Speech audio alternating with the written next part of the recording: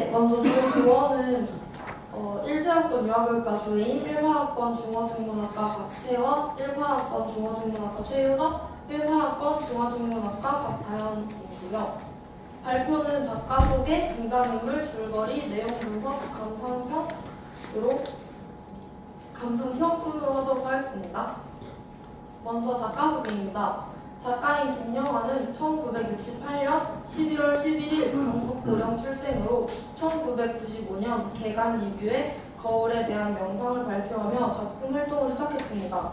그의 작품은 장편 소설에는 살인자의 기억법, 너의 목소리가 들려 등이 있고 소설집은 오직 두 사람, 무슨 일이 일어나는지 아무도 등이 있습니다. 그리고 산문집 선도작은 보다, 말하다, 읽다 등이 있습니다. 또한 그는 위대한 가츠비를 번역했고 문학 동네 작가상, 동인문학상 등을 수상한 경력이 있습니다. 다음은 등장인물 소개입니다. 이 소설은 주인공인 김병수를 중심으로 이야기가 서술되는데 알츠하이머를 앓고 있는 김병수가 허구적으로 만들어낸 김병수의 머릿속 등장인물과 현실에 존재하는 실존인물 두 가지로 나누어 설명해드리도록 하겠습니다. 먼저 김병수의 머릿속 등장인물을 보면 첫 번째 김병수는 70세에 알츠하이머라는 병을 앓게 됩니다. 어릴 적부터 오랜 시간 살인을 하며 살아왔으며 그의 직업은 수의사지만 본업은 살인자라고 할 수 있을 정도였습니다. 어릴 적 아버지 사례를 시작으로 쾌감과 희열을 느껴 살인자의 길을 택했고 한동안 살인을 그만두었지만 박주태라는 인물로 인해 마지막까지 살인을 하게 됩니다. 두 번째는 김병수의 딸 은희입니다. 은희는 농대를 나와서 지역 연구소에서 식품 품종을 개량하는 일을 하고 있으며 은희의 부모님은 김병수에게 살해되었습니다. 김병수에게 살해되기 전 은희의 엄마는 은희 어린 딸을 부탁한다고 하였고 그 말을 듣고 김병수는 은희를 입양하게 됩니다. 이후 은희는 김병수가 친부가 아니라는 것을 알게 되고 김병수와 서먹한 사이가 됩니다. 세 번째는 박주태입니다. 직구차를 몰고 다니며 살인자로 추정되는 인물로 그는 은희의 남자친구이지만 김병수는 박주태가 은희를 살해하기 위한 목적으로 은희에게 접근한 것이라고 생각합니다. 네 번째는 안영사입니다. 안영사는 나중에 김병수가 심적으로 의지하는 인물이며 과거 미제 사건을 담당했던 형사로 연쇄살인범을 찾기 위해 김병수가 살고 있는 마을을 계속해서 수사하는 인물입니다. 다섯 번째는 경찰대학교 학생 5명으로 이들은 연쇄살인에 대해 조별과제를 하고 있으며 안영사와 함께 김병수를 찾아갔습니다. 다음은 현실세계 등장인물입니다. 3살 은희는 김병수가 은희의 엄마를 죽이고 나서 데려왔다는 생각과는 다르게 경찰 조사에 따르면 3살 때 은희의 아버지와 함께 김병수에 의해 살해되었습니다. 다음은 김병수를 돌보던 은희는 딸이 아닌 요양보호사였고 알츠하이머에 걸린 김병수를 돌보다 살해당합니다. 안영사는 김병수가 만들어낸 상상 속의 인물일 뿐 실존하는 인물은 아니었습니다. 박주태는 직구차를 몰고 다니지도 않으며 모든 것은 김병수의 허구적인 생각이었습니다. 경찰대 학생들과 함께 김병수의 집에 방문했던 것은 안영사가 아닌 박주태였습니다. 다음은 줄거리입니다. 첫 시작부터 살인의 기억을 곱씹으며 등장하는 살인자 김병수는 이른이 넘은 나이로 얼마 전 알츠하이머 판정을 받아 하루하루 기억을 잃어가는 삶을 살고 있었습니다. 처음에는 몇몇 과거의 일이 기억나지 않거나 특정 단어가 기억나지 않는 정도에 머물렀지만 시간이 지날수록 증상이 심각해져 어떤 일을 하다가 도중에 잊어버리거나 아예 기억을 새까맣게 잃어버려 집에 돌아오지 못하는 등 많은 문제가 발생했습니다. 그래서 그는 기억을 잃지 않으려 일지를 쓰기 시작했습니다. 그가 이렇게 기억을 잃어가는 와중에도 그의 딸 은희에 관한 것만큼은 잊어버리지 않고 기억하고 있었습니다. 김병수는 은희의 친부가 아니지만 그는 그녀를 정말 친딸처럼 생각하고 아꼈지만 은희는 김병수를 친부모로 생각하지 않았습니다. 그래서 그녀는 김병수를 돌보긴 하지만 자신이 치매에 걸린 아버지를 도맡게 될까 두려워 친구와 울며 전화하기도 하고 요양원 책자를 구해와 김병수에게 권하기도 합니다. 이런 두 부녀 앞에 박주태라는 인물이 등장하게 되는데 박주태와 김병수는 가벼운 접촉 접촉사고로 만나게 됩니다. 그 찰나의 사건에서 그와 자신과 같은 살인자임을 느끼고 김병수는 박주태에 대해 기록하며 주시합니다. 그 무렵 동네에서는 살인사건이 연달아 일어나며 연쇄살인범의 등장을 의심하는 뉴스가 계속해서 흘러나왔고 김병수는 이 살인사건의 범인이 박주태라고 의심하며 그의 주위를 맴돌고 그를 관찰했습니다. 하지만 운명의 장난처럼 그의 딸 은희가 박주태를 결혼할 남자친구라며 집에 데려오게 되고 그 후에도 박주태와 몇 번의 만남이 있었고 결국 김병수는 박주태에 대한 자신의 부정적인 생각과 그를 연쇄살인범으로 의심하는 이유 등에 대해 은희에게 설명했습니다. 하지만 은희는 그 생각들에 대해서 전혀 받아들이지 않았으며 오히려 김병수에게 더욱 반감을 품게 되었습니다. 아무리 얘기해도 믿어주지 않고 박주태가 은희를 죽일 것이다 라는 생각까지 한 김병수는 박주태를 결국 죽이기로 결심합니다. 그는 박주태 살인을 목표로 삼고 차츰 삶의 의욕이 생기는 듯 다소 흥분한 모습을 보였습니다. 하지만 치매는 그를 도와주지 않았고 증상은 점점 심각해져만 왔습니다.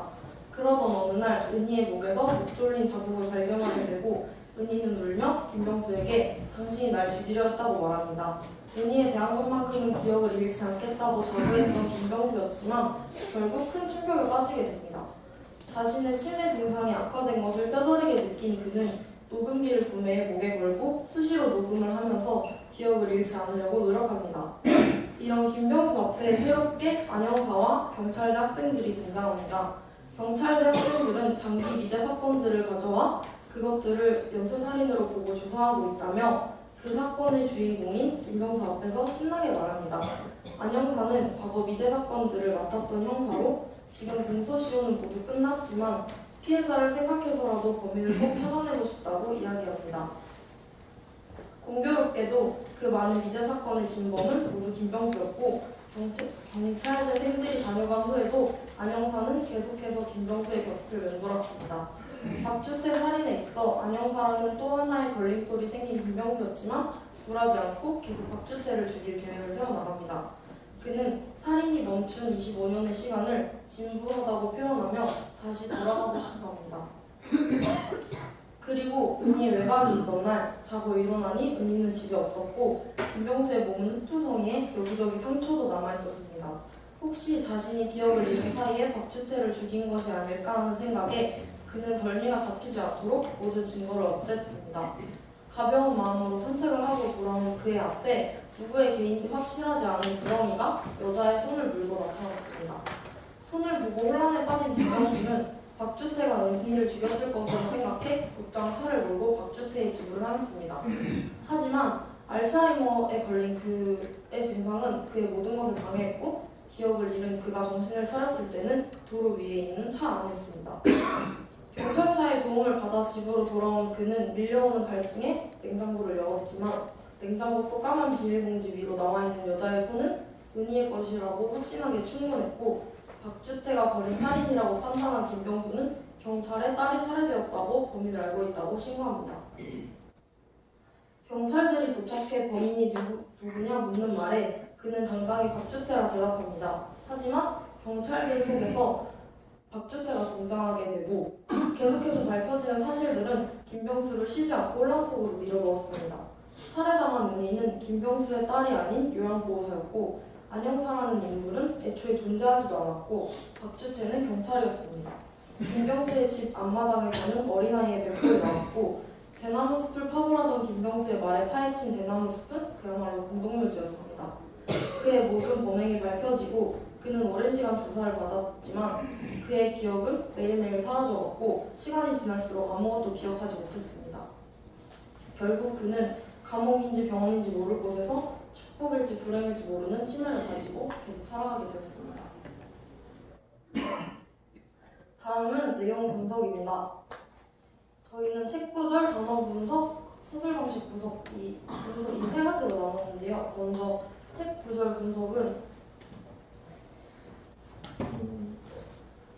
내가 마지막으로 사람을 죽인 것은 벌써 25년 전, 아니 26년 전인가 하여튼 그쯤의 일이다.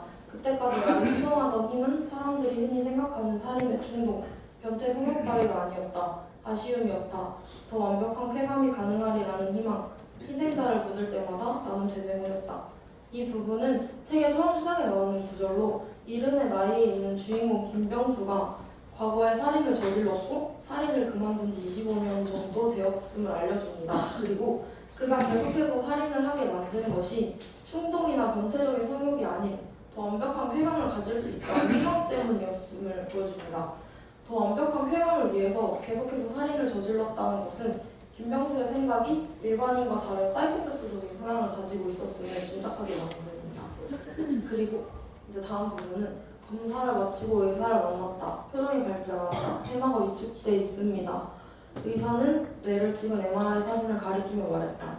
알츠하이머가 분명합니다. 어느 단계인지는 아직 확실하지 않습니다. 시간을 두고 살펴봐야 할 것 같습니다. 이 부분은 이른의 나이인 김병수가 딸 은희와 함께 간 병원에서 알츠하이머 판정을 받게 되는 장면인데 이렇게 판정을 받고 나서 알츠하이머 때문에 그는 목에 전화번호와 주소를 걸고 다니고 계속해서 기억을 잃지 않기 위해 수시로 있었던 일을 기록하게 됩니다.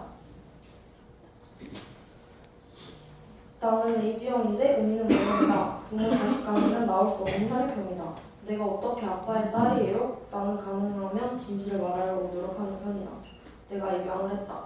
이 부분은 부모 자식 간에 나올 수 없는 혈액형으로 인해 은희는 자신이 김병수의 친딸이 아님을 깨닫게 됩니다. 이로 인해서 은희는 김병수와 서먹한 사이가 되고 그들 사이에 보이지 않는 벽이 생기게 됩니다. 김병수가 은희를 입양한 것은 그가 은희의 엄마를 살해했기 때문이었는데요. 은희의 엄마는 김병수 살인의 마지막 희생자였고 살해당할 때 은희를 돌봐달라는 그녀의 부탁에 그가 은희를 맡게 된 것입니다. 엄마 없이 홀아버지 밑에서 자란다는 것 때문에 은희는 학창시절 왕따에 시달리게 됐습니다. 뱀은 눈이 없다. 차갑고 냉혹했다. 나는 확신한다. 그때 우리 둘은 서로를 알아보았다. 그는 메모지에 이름과 연락처를 또박또박 적었다. 어린애 글씨 같았다. 이름은 박주태였다. 다시 한번 피해 정보를 살피기 위해 나는 지프 뒤로 돌아갔다. 그때 나는 보았다. 트렁크에서 점점이 떨어지는 핏방울을. 또한 나는 느꼈다. 뚝뚝 듣는 핏방울을 바라보는 나를 주시하는 그의 시선을. 이 부분은 작은 접촉사고로 인해 김병수와 박주태가 처음 만나게 되는 부분인데 김병수는 차갑고 냉혹한 박주태의 눈에서 살인자임을 확신하게 됩니다. 그래서 그의 지프에서 핏방울이 떨어지는 것을 보고 사냥감이 아닌 시체임을 의심합니다. 김병수를 주시하는 박주태의 시선에서 그들 사이에서 이제 앞으로 어떤 일들이 펼쳐질지를 암시하고 있는 부분입니다. 아버지가 나의 선택이다. 술만 마시면 어머니가 영숙이를 두들겨 패는 아버지를 내가 베개로 눌러 죽였다. 그러는 동안 어머니는 아버지의 몸을, 영숙이는 다리를 누르고 있었다. 여기서 창세기라는 것은 구약 성서의 첫 번으로 우주 만물의 시작과 기원을 보여주는 것으로 즉 아버지는 김병수의 살인의 시작과 기원, 그 처음을 말합니다. 그가 아버지를 살해한 것에 대한 아쉬움은 어머니와 영숙이를 살해에 가담하게 한 것이라고 그는 말하고 있습니다. 내 인생은 셋으로 나눌 수 있을 것 같다. 아버지를 죽이기 전까지의 유년, 살인자로 살아온 청년기와 장년기, 살인 없이 살아온 평온한 삶, 은희는 내 인생의 제3기를 상징하는, 그러니까 뭐라고 해야 할까? 부적 같은 것이 아니었을까? 여기에서 김병수는 자신의 인생을 살인을 중심으로 세 가지로 나눴습니다. 아버지를 죽이기 전인 출생부터 유년, 그리고 살인자로 살아왔던 청년기부터 장년기, 그리고 살인이 없이 살아온 은희와의 삶, 이렇게 세 가지로 나누었는데 살인이 없는 평온한 삶을 은희를 기점으로 하여 김병수가 느끼는 은희에 대한 사랑과 가치에 대해서 배웁니다. 은희가 만나는 사람을 집으로 데려왔다. 이런 일은 처음이다. 그러므로 지금의 은희는 진지하고 심각하다. 그렇게 받아들여야 한다. 손에 땀이 찬다. 남자가 몰고 온 차는 살인부대 지프였다. 인사드리겠습니다. 박주태라고 합니다. 딸 은희가 남자친구라고 김병수에게 데려온 사람은 공교롭게도 박주태였습니다. 은희는 진지하게 박주태를 소개했고 그와 결혼할 것이라고 말했습니다. 김병수는 처음엔 그저 은희가 만나는 사람이 있다는 그 사실 자체가 싫었지만 이후 자신과 사귀었던 사람이 은희의 남자친구라는 것을 자신이 기록했던 기록 속에서 찾아내게 되고 박주태가 은희를 죽일 것이라는 생각까지 하게 됩니다. 박주태에게서 은희를 지켜야 한다는 생각에 김병수는 은희에게 그를 만나지 말라고 여러 번 말하지만 은희는 끝내 받아들이지 않았습니다. 그러는 목이 왜 그러냐니까 은희는 내가 들어와 목을 졸랐다고 말한다. 그 말을 믿을 수도 없고 안 믿을 수도 없다. 나에 관한 한 모든 것이 그렇다. 정말 왜 그래? 아빠 그런 사람 아니었잖아. 꼭 미친 사람 같았어. 나 정말 죽을 뻔했다고. 은희가 출근을 한 후에 기억이 났다. 나는 은희의 엄마를 목 졸라 죽였다. 알츠하이머로 인해 계속해서 기억을 잃어가던 김병수는 결국 은희의 목까지 조릅니다. 목 졸린 자국이 있는 은희에게 누구의 짓이냐고 다그쳤지만 돌아오는 대답은 김병수 자신이었습니다. 은희만큼은 지킬 수 있다고 자부하고 잊지 않을 것이라고 자부했지만 정작 자신이 은희의 목을 졸라 죽일 뻔했다는 사실에 그는 심한 혼란에 빠집니다. 이 사건으로 은희는 김병수에게 요양병원에 갈 것을 제안하고 김병수가 기억해낸 기억은 은희의 엄마를 목 졸라 죽인 기억으로 은희의 엄마를 목 조르고 그녀의 딸을 목 조른 다소 소름 돋는 관련성이라고 볼 수 있습니다. 안녕하세요. 남자 셋에 여자 둘이었다. 누구냐고 물으니 경찰대학교 학생들이라 한다. 무슨 일이요? 조별 과제를 진행 중이란다. 단기 미제 사건을 골라 조사해가는 과제라 했다. 그들은 몇 장의 기사 복사본을 내게 보여주었다. 모두 내가 저지른 사건들이다. 새삼 신기하다. 몇십 년 전의 일이 오히려 놀랍도록 생생하다는 것이다. 살인을 그만둔 지 오래된 김병수의 앞에 경찰대생이 나타났습니다. 조별과제 중인 그들은 공교롭게도 모두 김병수가 저지른 사건들을 가져왔고 여기서 김병수는 몇십 년 전의 일이 생생하게 기억난다고 말합니다. 알츠하이머로 인해 방금 전의 일도 잘 기억하지 못하는 김병수지만 오래전에 있었던 살인의 기억들은 모조리 생생하게 기억하고 있다는 것을 통해 살인이 그에게 어떤 의미인지 다시 한번 생각해보게 합니다. 새로 등장한 인물은 안형사였다. 그가 명함을 건네며 인사를 했다. 경찰대 학생들만 보낼 수는 없어서 자기가 강행을 했노라고. 그는 짐짓 무심한 듯 멀찍이 앉아있지만 직업적 습관대로 눈길은 집안 곳곳을 훑고 있다. 이 장면은 안형사와 김병수의 첫 만남이었습니다. 안형사는 김병수가 저지른 사건들의 담당 형사였으며 공소시효가 끝난 지금까지도 미제 사건에 대한 미련을 버리지 못하고 계속해서 조사하는 중이었습니다. 그는 김병수를 의심하는 듯한 태도를 보이며 자주 김병수의 집에 찾아왔습니다. 안형사는 은희의 연구실에도 찾아가며 그의 주위를 맴돌았고 김병수는 경찰대 학생과 안형사를 만난 것이 자신이 박주태를 살해하는 데 있어 방해가 될까 걱정을 하였습니다. 박주태를 빨리 죽이고 싶다. 그런데 자꾸만 까무로 정신줄을 놓는다. 마음이 급하다. 이러다 아무 일도 못하는 존재가 되어버리는 건가? 우울하다. 김병수는 살인을 그만둔 지 25년 정도 되었지만 빨리 죽이고 싶다고 말하며 살인에 대한 갈망을 드러냅니다. 아무 일도 못하는 존재가 될까 두려워하는 그의 생각은 곧 살인자로서의 자신으로 돌아가고 싶어하는 듯한 그의 마음을 보여주는 구절이라고 생각할 수 있습니다. 아무도 해치지 않고 살아온 지난 25년의 삶, 하나도 기억이 나지 않는다. 진부한 일상의 또 일상, 엉뚱한 사람을 연기하며 너무 오래도록 살아왔다. 다시 몰입하고 싶다. 박주태를 죽이고 싶은 것이 은희를 지키기 위한 목적적 의식이 아닌 살인의 쾌락에 대한 갈망으로 보여지는 부분입니다. 김병수는 아무도 해치지 않고 살아온 삶에 자신을 엉뚱한 사람이라고 칭하며 살인자인 자신을 진짜라고 느낍니다.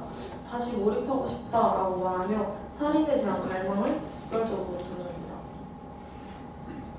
손과 팔에 가벼운 상처가 나 있었다. 약상자를 찾아 연고를 발랐다.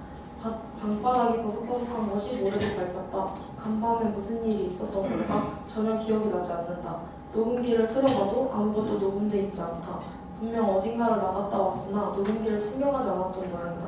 몽유병자가 된 기분이다. 혹시 범죄 박주태를 해치우고 온 것일까? 알츠하이머를 앓고 있는 김병수가 기억이 없는 채로 일어났을 때 그의 상태는 평소와 같지 않았습니다. 그의 몸에는 상처도 있었고 바닥에는 모래도 있었습니다. 그는 기억은 나지 않지만 혹시 박주태를 해치우고 온 것은 아닐까 생각합니다. 박주태를 해치우고 왔을까 하는 생각에 그는 집에 남아있는 친구들을 모두 눈여합니다. 박주태를 죽인 것인지 확실하지 않지만 상처, 흙, 몸의 상태 등을 통해 김병수가 어떠한 일을 벌이고 왔음을 독자들에게 암시하는 부분이라고 볼 수 있습니다. 목이 말라 냉장고를 열었다. 비닐봉지에 들어있는 손이 보인다. 저것은 정말 은희의 손일까? 아, 어쩐지 저것은 은희의 손일 것만 같다는 생각을 지울 수가 없다. 이 부분은 밖에 다녀온 김병수가 냉장고를 열었을 때 검은 비닐봉지 속에는 손이 들어있었습니다. 누구의 손인지 알 수 없었지만 김병수는 은희라는 강한 확신을 합니다.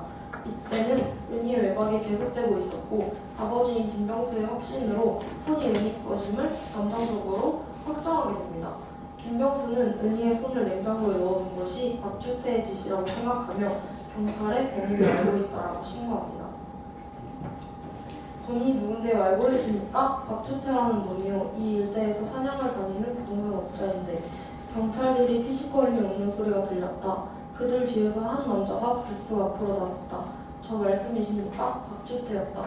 그가 그들과 함께 있었다. 다리에 힘이 풀렸다. 나는 그들을 둘러보았다. 모두 한패인 건가? 김병수의 기억의 세계가 무너지는 첫 번째 사건이었습니다. 여태까지 자신의 주위를 맴돌았고 은희의 남자친구였고 은희를 살해할 것이고 은희를 살해했다고 굳게 믿고 있었던 박주태는 그의 머릿속에서 만들어낸 허상이었고 실제의 박주태는 김병수의 허상과 다르게도 형사였습니다. 셰퍼트가 마당 한 구석에서 코를 쿵쿵거리더니 짧게 세번을 지었다. 제복을 입은 경찰들이 삽을 들고 파들어갔다. 나온다. 그런데 좀 이상한데요? 경찰들이 찾아낸 것은 한눈에 봐도 어린아이의 윗골이다. 오래전에 붙인 것이 분명한 윗골이다. 여기부터는 김병수의 살인의 흔적들이 점점 드러나게 됩니다. 그의 앞에서 김병수는 마당에 은희의 엄마가 붙여 있었다고 언급했습니다. 하지만 은희의 엄마의 시체가 있을 것이라 예상했을 경찰들의 생각과 은희 엄마의 시체가 있을 것이라 예상했던 김병수의 생각을 뒤엎고 어린아이의 뒷골이 나왔습니다. 평행 우주로 보내진 것 같다. 이 우주에서 박주태는 경찰이고 안영사는 없고 나는 은희의 살해범이다. 자신의 세계가 무너지기 시작한 그는 계속해서 밀려드는 사실에 점점 힘들어합니다. 살인자라고 믿었던 박주태는 경찰이었고 안영사는 실존 인물이 아니었습니다. 그리고 그가 그렇게 의지하고 사랑했던 은희는 자신의 딸이 아닌 요양보호사였고 심지어 자신의 손으로 살해했습니다. 독자조차 받아들이기 힘든 사실들에 김병수는 평행우주로 보내진 것 같다는 표현을 통해 자신의 혼란을 표현했습니다. 또 형사가 찾아온다. 그는 나에게 거듭하여 묻는다. 김은희 씨 왜 죽였습니까? 내 딸을 죽인 것은 박주태요. 요양보호사였던 은희를 여전히 자신의 딸이라고 믿는 김병수는 은희를 죽인 것 또한 여전히 박주태라고 생각합니다. 형사들은 은희를 죽인 사실조차 기억하지 못하는 그에게 왜 죽였는지 그 이유를 물어보지만 그는 기억해내기 원망합니다. 혼돈이 나를 지켜보고 있다. 김병수는 이 소설 속에서 니체의 말을 자주 인용했는데 앞서 김병수는 혼돈을 오랫동안 들여다보고 있으면 혼돈이 당신을 쳐다본다 라는 구절을 말했습니다. 혼돈이 당신을 쳐다본다는 말에 혼돈이 나를 지켜보고 있다 라고 표현한 것은 자신이 혼돈을 오래 들여보았다는 것을 말합니다. 이 혼돈이란 은희의 사례를 통해 밝혀진 여러 가지 사실들에 대한 혼돈일 수도 있고 알츠하이머를 겪는 그의 기억이 잃는 삶에 대한 혼돈으로도 볼 수 있습니다. 형사를 불러 이제 집마당은 그만 파고 대나무 숲을 파보라고 일렀다. 형사가 긴장된 얼굴로 나갔다. 그때부터는 TV에 대숲이 나오기 시작했다. 언제나 영롱한 대숲의 노래를 들려주던 나의 대숲이. 여기는 자신이 스스로 대나무 숲을 파보라고 말하는 김병수의 행동이 독자로서는 쉽게 이해할 수 없습니다. 이는 해탈한 그의 상태를 대변하는 것일지 알츠하이머 때문에 대나무 숲에 자신의 살인의 흔적들이 있다는 것을 잊은 것인지 알 수 없습니다. 그가 평소에 산책하길 좋아했던 대나무 숲에는 많은 양의 시체가 묻혀 있었고 이는 김병수의 지난 날들이 모조리 밝혀지는 사건입니다. 박주태가 물었다. 제가 경찰대생들과 같이 찾아간 것은 기억하십니까? 그건 안형사였는데 안형사라는 사람은 없습니다. 제가 학생들을 데려왔지요. 저 잠깐만요. 너무 길어서 지금 빨리 좀 이렇게 간략하게 하세요. 지금 다 네. 읽고 계시거든요. 네. 다 읽고 계신데 지금 우리가 지금 소설을 지금 읽으려고 하는 건 아니잖아요. 그죠? 네. 그래서 저 구절이라든가 그냥 이렇게 핵심적인 것만 말씀을 하시고 그렇게 좀 넘겨주세요. 그러면 네, 그리고 여기 옆에 흰 쪽에 있는 부분은 김병수는 은희가 자신이 죽였던 은희 엄마가 딸이 있었다고 생각을 해서 그 딸을 자신이 계속 키워왔고 그 딸이 자신이 계속 믿고 있었던 딸이라고 생각했습니다. 하지만 그 딸은 김병수가 3살짜리 여자아이를 입양했던 그 딸은 이미 아버지와 같이 살해되었고 그때 죽은 아이 이름도 은희였고 김병수가 딸이라고 믿고 있던 요양보호사도 은희였다는 사실을 말해주는 구절입니다. 여기서부터 단어 분석인데 저희는 게임, 반야신경, 니체 이런 식으로 나눠서 봤는데요. 먼저 게임은 김병수가 박주태가 살인범이라는 것에 대해 확신을 가지고 있는 상태에서 자신의 딸이 은희를 지키기 위해 박주태를 죽이려 한다고 생각합니다. 그리고 김병수는 박주태에게 자신을 죽일 것이냐고 물어봤지만 박주태는 고개를 저었고 더 재미있는 게임을 준비하고 있다고 말했습니다. 이 더 재미있는 게임을 준비하고 있다고 말한 부분은 김병수가 예상했던 것과 같이 박주태가 살인자라는 것을 증명할 수 있는 부분이라고 저희는 생각했습니다. 그리고 그 이후에 냉장고에서 은희의 손이 나왔을 때 김병수는 박주태가 은희의 다음 타겟으로 자신을 정했다고 생각했고 자기 자신을 지키려 합니다. 그래서 이 게임이란 것은 지키는 것과 죽이는 것에 대한 게임이라고 저희는 생각했습니다. 그리고 마지막에 김병수가 문득 졌다는 생각이 든다. 그런데 무엇에 진 걸까? 그걸 모르겠다. 라는 말을 했는데 여기에서 경찰들에게 체포된 후에 은희도 지키지 못하고 자기 자신도 지키지 못한다는 생각에 졌다는 생각을 했다고 저희는 생각했습니다. 그리고 반야신경이 소설의 첫 시작과 마지막에 나오는데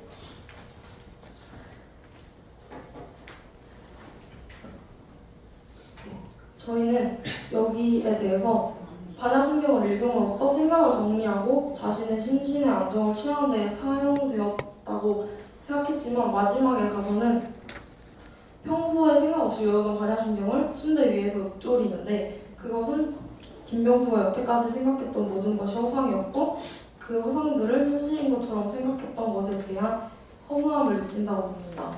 이제 모든 것이 끝난 지금 김병수는 모든 것이 소용없다는 것을 깨닫는 것이라고 생각합니다. 그동안 저질렀던 악행들이나 허상 속에서 은희를 지키기 위한 것은 반야신경을 통해 모든 것을 내려놓고 공으로 돌아가고 싶다는 것을 표현한 것이라고 생각했습니다.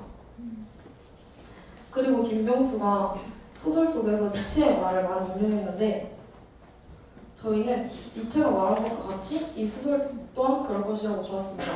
이 책을 읽으면서 독자들은 내용에 대해 혼돈이 없고 오랫동안 보고 있을 것이고 읽고 난 후에 결말에 대해서도 혼동이 올 것입니다. 그리고 공허함 또한 들게 될 것입니다. 뜻밖의 결말을 예고하려는 것이 아닐까라는 추측까지 하게 되었습니다. 그리고 마지막으로 개는 여기서 개가 자주 나왔는데 김병수는 계속 자기 집 개인지 아닌지도 잘 알지 못합니다. 그래서 이 옆집 개라고 생각했던 개는 처음에는 김병수가 본인의 집 마당에 있는 개를 보고 우리 집 개가 아니다 하고 가라고 하지만 은희는 우리 집 개라고 말합니다. 그리고 주변인들은 또 그 집 개라고 하지만 김병수는 아니라고 합니다. 즉 개는 현실과 망상에 대한 의심을 주는 소재라고 보았습니다. 개가 여자의 손을 물어왔을 때 김병수는 자신이 박주태를 죽이지 못했거나 은희가 죽었을 것이라고 생각했습니다. 이것은 알츠하이머 때문에 확실하지 않은 김병수 자신의 기억에 대한 두려움을 표현한 것이라고 볼 수 있었습니다. 그리고 마지막으로 전체 감상평입니다. 저희의 감상평은 짧은 문장과 짧은 구절로 구성되어 있어 마치 일기를 읽는 것 같아 책이 쉽게 읽혔었고 이 책은 저희가 김병수가 된 것처럼 감정이입을 하며 읽을 수 있게 만들었습니다. 하지만 알츠하이머를 앓고 있는 김병수의 기억이 오락가락하면서 내용 이해를 하는 데 혼돈이 있었습니다. 또한 알츠하이머라는 병이 무섭게 다가오기도 했습니다. 알츠하이머랑 치매와 같아서 서서히 기억을 잃어가고 결국엔 자신이 누구인지 기억하지 못하는 병이라고 합니다. 그래서 인간이 기억을 잃어간다는 것은 인간으로서의 능력을 다한 것이라고 생각했고 동물과 다를 것이 없다고 보았습니다. 그것은 인간으로서 죽어가는 게 아닐까라고 생각했고 그런 병을 앓고 있는 김병수를 보니 정말 안쓰럽다는 생각이 들었습니다. 김병수는 자신이 잘하는 것이 하나도 없지만 살인에 있어서는 능하다고 했는데 그것은 자랑할 수 없는 것이라고 했습니다. 이 문장을 보면서 김병수가 살인자여서 무섭기도 했지만 한편으로는 불쌍하게도 느껴졌습니다.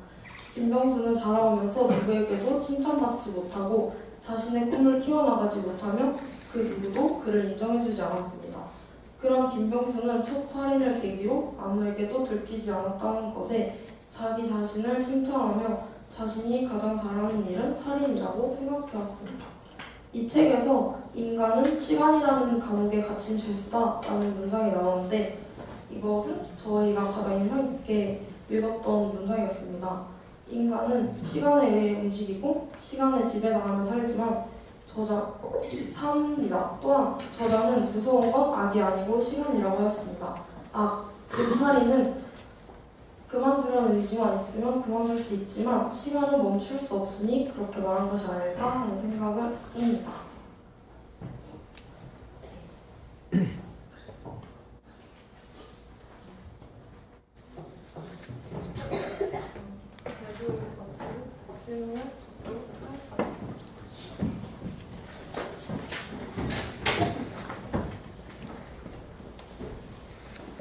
자, 질문하세요. 맨 첫쪽.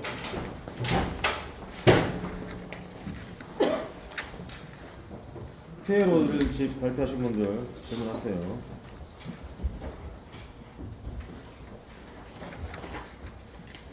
질문 없었어요?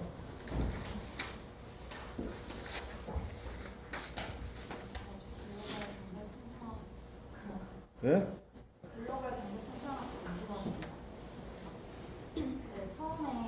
처음 부분에서 김명수가 살 의미를 사랑해서 더 이상 살인을 저지르지 않겠다고 결심했다고 말씀하셨는데 그러고 나서 뒤에 부분에서는 그 김명수가 자신의 쾌락을 위해 서구 자체를 살인하려고 한다고 나오잖아요. 근데 그게 진짜로 김명수가 의미를 정말 사랑한다고 말씀하실 때 할 수 있는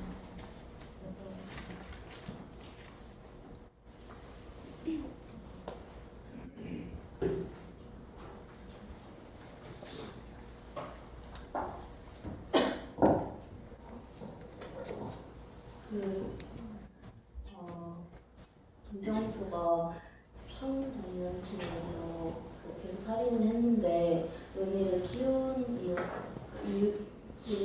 이후로부터 살인을 그만두게 되었는데 그게 그러니까 살인 그만두면서까지 그러니까 살인 그만두는 게 은희를 사랑해서 그런 거라고 생각했어요. 그 살인을 했던 자기가 수의사를